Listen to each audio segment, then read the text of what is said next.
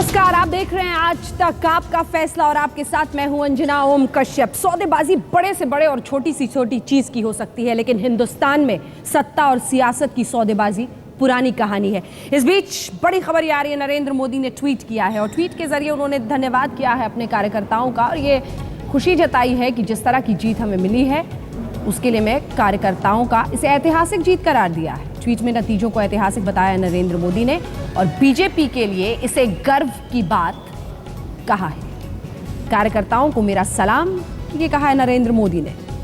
महाराष्ट्र हरियाणा की जनता का वो आभार भी व्यक्त करते हैं ट्वीट के जरिए और इसी के साथ ये संदेश भी देते हैं कि वो इसे एक बड़ी जीत, एक बड़ी कामयाबी मान रहे हैं। तो ट्वीट में नतीजों को ऐतिहासिक बताया है नरेंद्र मोदी ने, गर्व की बात भी इसे करार दिया है भारतीय जनता पार्टी के लिए और ये भी कह दिया है कि वो अपने कार्यकर्ताओं को इसके लिए सलाम करते हैं।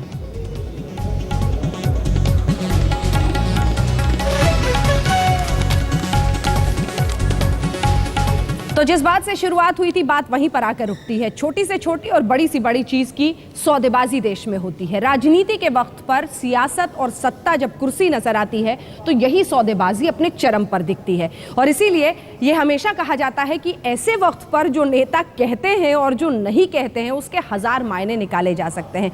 गिरगिट भी रंग खूब बदलता है, नेता भी ऐसे वक्त पर उतने ही रंग बदलते हैं। 3 बयान जरा आपको सुनाते हैं, इससे आपको एहसास हो जाएगा। नरेंद्र मोदी, जरा सा फ्लैशबैक में जाइए। पंढरपुर कहते हैं एनसीपी का full form naturally corrupt party है।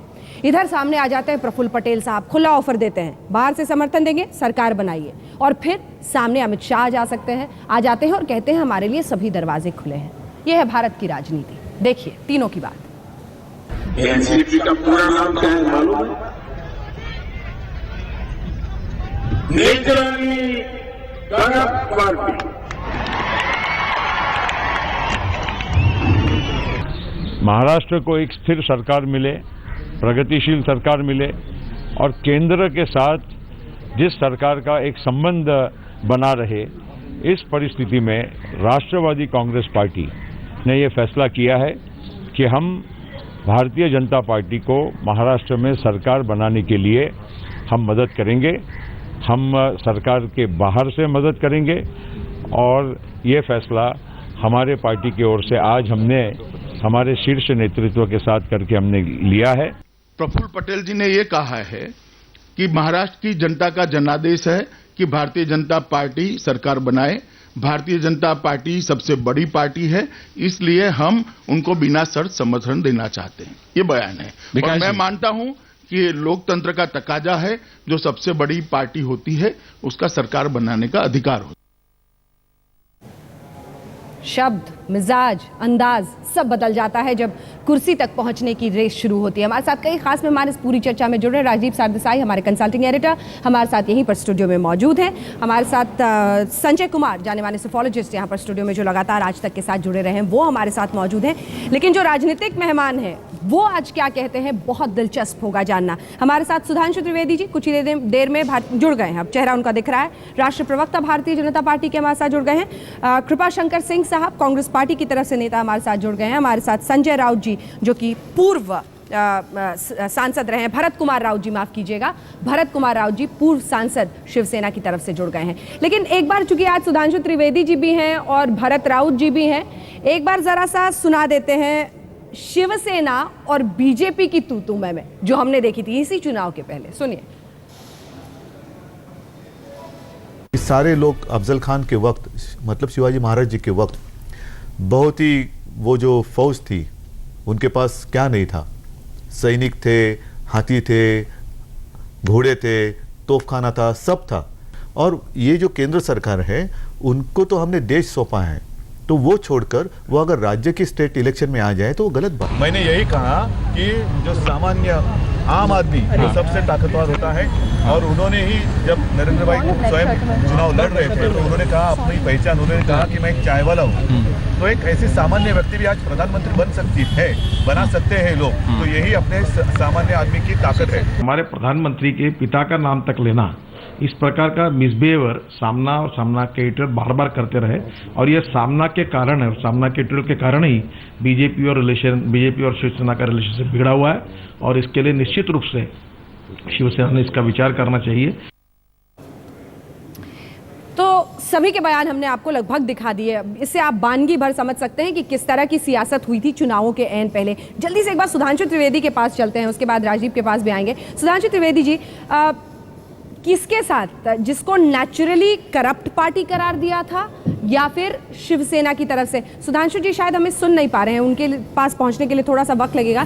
तो राजीव जी, आपसे इस पर प्रतिक्रिया पहले ले लेते हैं। ये तो दोनों तरफ ऐसे ऐसे रास्ते इन्होंने दिखाया, मतलब आप एक तरह से क्या लोकतंत्र में चीट करते हैं? आप कुछ दिन पहले तक क्या नहीं कहते और फिर आज कहते हैं कि दरवाजा खुला है। भाई देखिए, राजनीति इसी तरह रहती है, क्योंकि जब आप चुनाव लड़ते हैं तो एक तरह से आप प्रतिद्वंदी है। एक बार चुनाव खत्म होता है और त्रिशंकु विधानसभा होती है तो आपको सरकार तो बनानी पड़ेगी और एनसीपी के सामने एक तरह से एक दरवाजा खुला है कि आप एक तरह से बार्गेन कर सकते हैं। शिवसेना के पास भी एक तरह से एक दरवाजा खुला हुआ है और बीजेपी के दोनों हाथ में लड्डू है, क्योंकि बीजेपी चाहता है कि शिवसेना पर दबाव लगाए, कहे कि अगर आप हमारे साथ बगैर बिना शर्त आएंगे तो ही हम लेंगे, अगर शर्त लगाएंगे तो एनसीपी के साथ हम बाहर का समर्थन लेके माइनॉरिटी सरकार चलाएंगे। तो ये राजनीति है, आप जो भी कहें इसे राजनीति कहा जाता है। इसीलिए कुछ लोग ही राजनीति में आ पाते हैं, कुछ ऐसे लोग हैं जो राजनीति में नहीं आ पाते हैं। यही वजह है कि इसे राजनीति कहा जाता है और ये तरह चाणक्य की राजनीति है।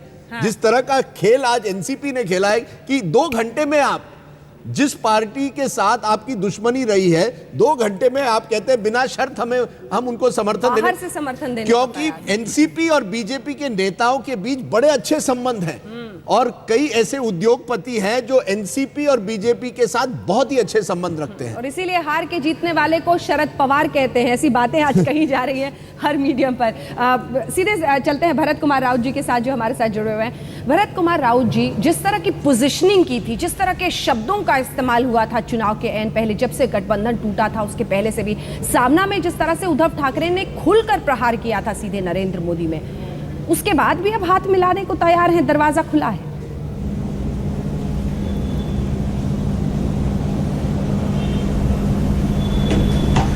पहली बात मैं आपको स्पष्ट करना चाहता हूं कि मैं यहाँ पे शिवसेना की तरफ से नहीं बोल रहा है। मैंने पहले भी स्पष्ट किया था कि मैं शिवसेना का सांसद जरूर रहा, लेकिन वो भी इतिहास है।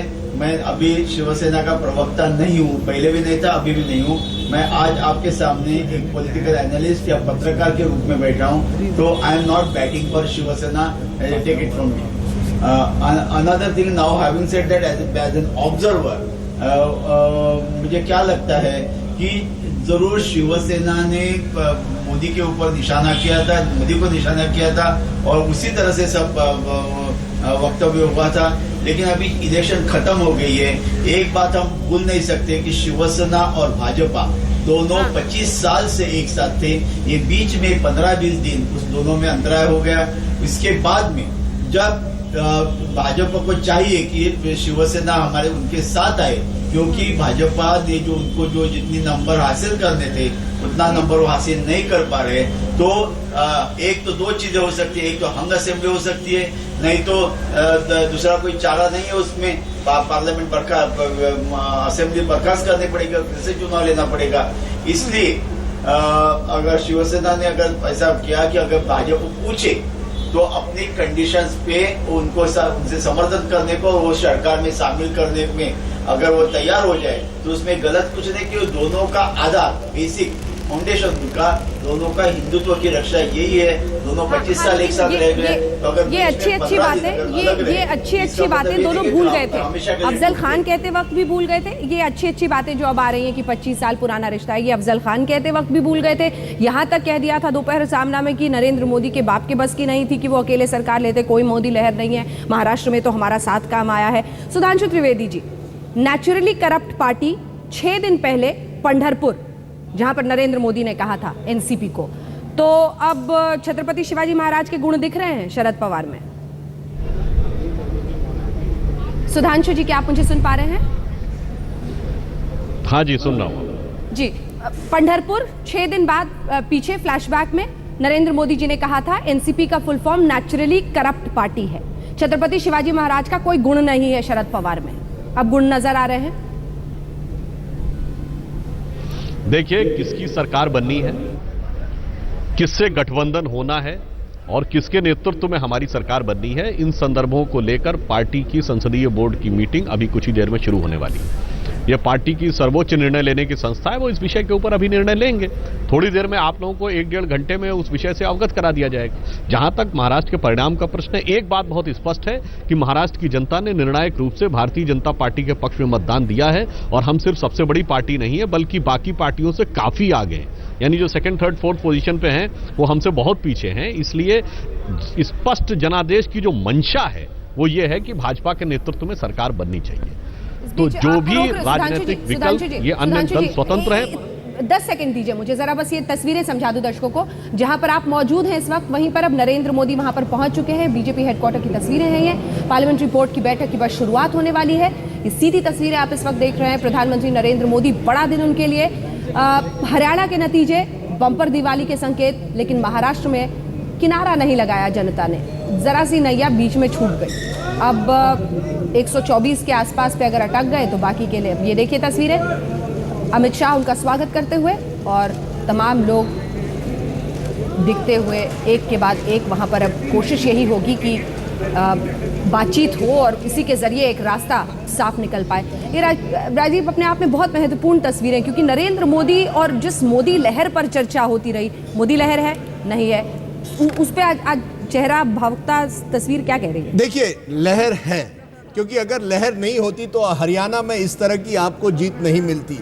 लहर नहीं होती तो आप महाराष्ट्र की इस लेवल पर नंबर 1 पार्टी नहीं बनते। किसी ने एक अच्छी बात कही कि एक नई जोड़ी बन गई है, जोड़ी नंबर 1, जिसमें नरेंद्र मोदी ब्रांड एम्बेसडर और अमित शाह इलेक्शन स्ट्रेटेजिस्ट। ये मैं नहीं कहता कि हर साल हर चुनाव जीतेंगे, लेकिन 2014 में मानना पड़ेगा कि कांग्रेस जैसे नीचे चलती गई, वो जो गुस्सा है कांग्रेस के खिलाफ, महाराष्ट्र में हो या हरियाणा में, उस गुस्से को किस तरह से कैप्चर करना है, किस तरह से अपनी तरफ करना है, ये अमित शाह और नरेंद्र मोदी ने बखूबी किया है। गुजरात की जोड़ी नंबर 1 नहीं है, अब वो इंडिया की जोड़ी नंबर 1 है। इंडिया की जोड़ी नंबर 1 है। हमें एक ब्रेक के लिए रुकना है, लेकिन कृपा शंकर सिंह साहब, एक छोटा सा सवाल आपसे लिए बिना मैं जाऊंगी नहीं, और वो सवाल ये है कि कांग्रेस पार्टी को एहसास भी है कि आप कहां पर पहुंच गए हैं धरातल में। महाराष्ट्र जैसे राज्य से आपका सफाया, एक तरह से एक थी कांग्रेस फसाना अब हो गया है। जो भ्रष्टाचार और तमाम छवि आपकी धूमिल हुई, वो अब बिल्कुल पुछती नजर आ रही है तमाम राज्यों में।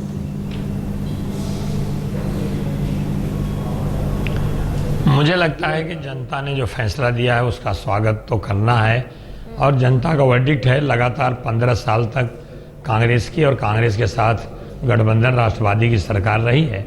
अब आज जनता के फैसले आए, फैसले का स्वागत करता हूं और मैं जीतने वालों को बधाई भी देता हूं।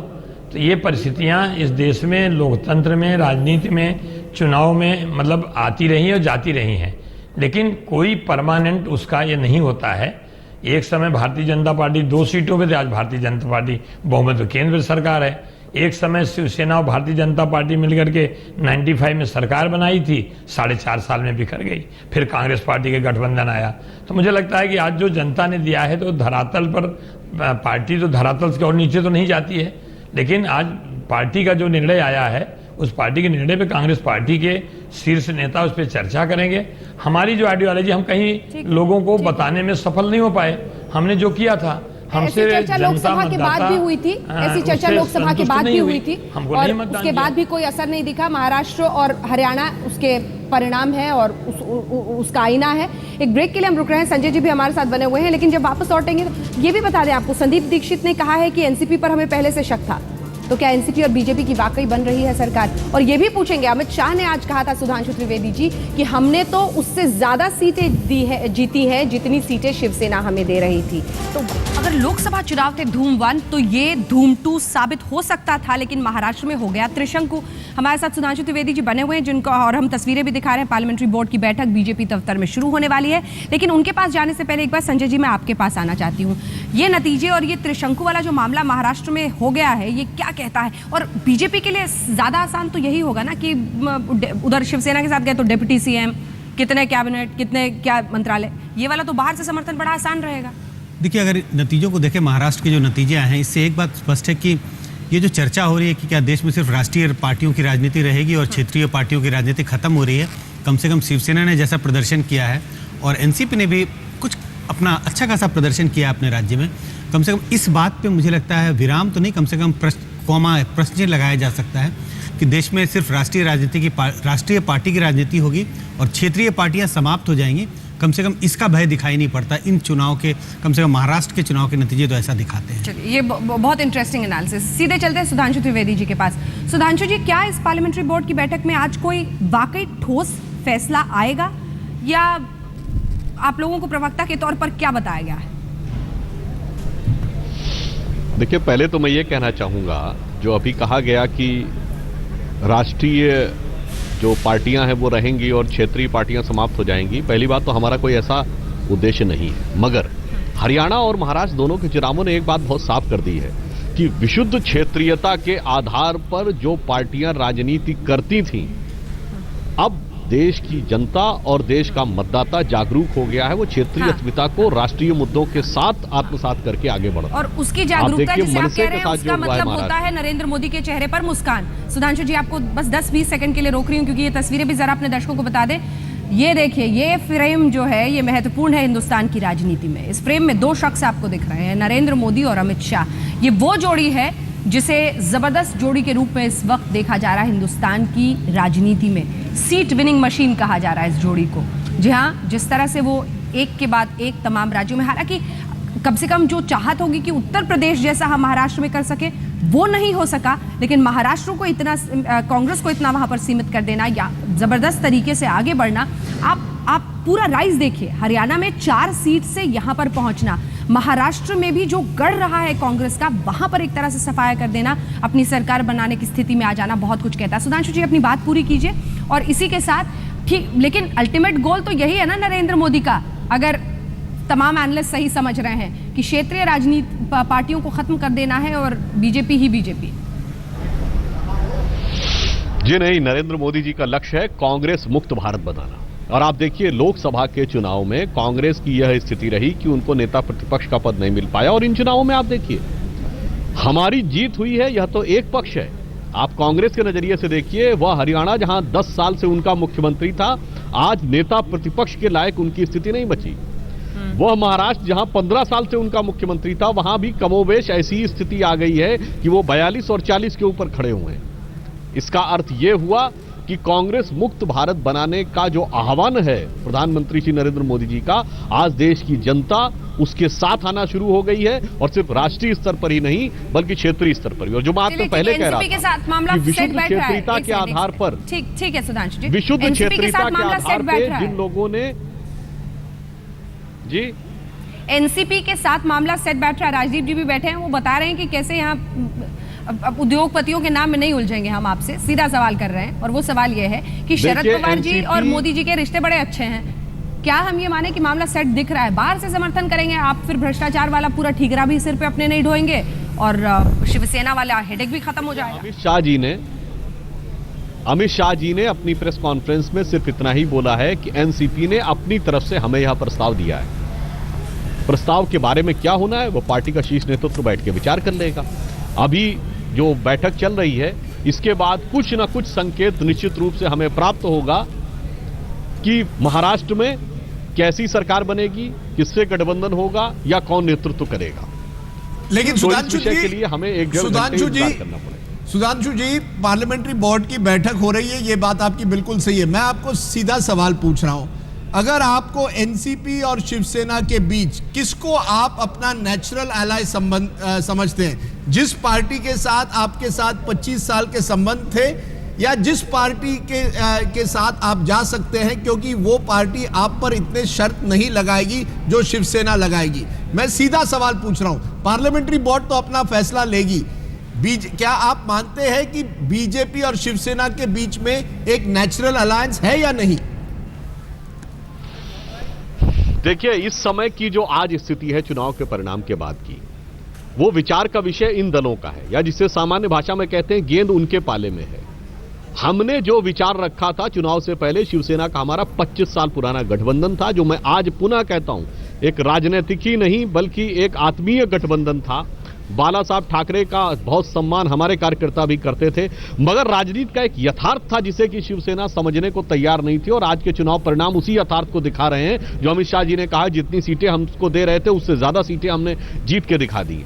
यदि यह यथार्थ उन्होंने समय रहते समझ लिया होता तो आज हालात कुछ और होते। आज मैं कह रहा हूं, इस बदली परिस्थिति में उन दलों को ये आज के इस बदले यथार्थ को समझने की आवश्यकता है। तो यह बहुत कुछ उनके रुख पर निर्भर करता है कि वो ग्राउंड रियलिटी को समझकर रिएक्ट कर रहे हैं या अभी भी अपने किसी न किसी मन के पूर्वाग्रह के अनुसार रिएक्ट कर रहे हैं। तो अब अगर हम देखें तो बॉल उन दलों के एक ब्रेक के लिए रुकना है, सुधांशु जी एक ब्रेक के लिए रुकना है। पहले कौन संपर्क करेगा, ये तमाम सवाल है। लेकिन आज की राजनीति में एक और बहुत दिलचस्प बात है, अगर आप प्रवक्ता बन रहे हैं तो आपको ये हुनर आना चाहिए कि सवाल का जवाब दिए बिना आप बाकी सब कुछ बोल जाएं। एक ब्रेक के लिए हम रुक रहे हैं। सुधांशु त्रिवेदी जी फिर से यही सवाल दागने की कोशिश करेंगे, लेकिन दो बड़ी बड़ी बातें हैं इस चुनाव में। शरद पवार पर नजर रखिए, उन्होंने ये कला और ये हुनर किस तरह से रखी है अपने अंदर की सत्ता के करीब रहे, और इसके लिए वो मोदी शरणम गच्छामी तक को तैयार है। दूसरी तरफ राज ठाकरे, ये चुनाव उन्हें सबक सिखाने पर आमादा है।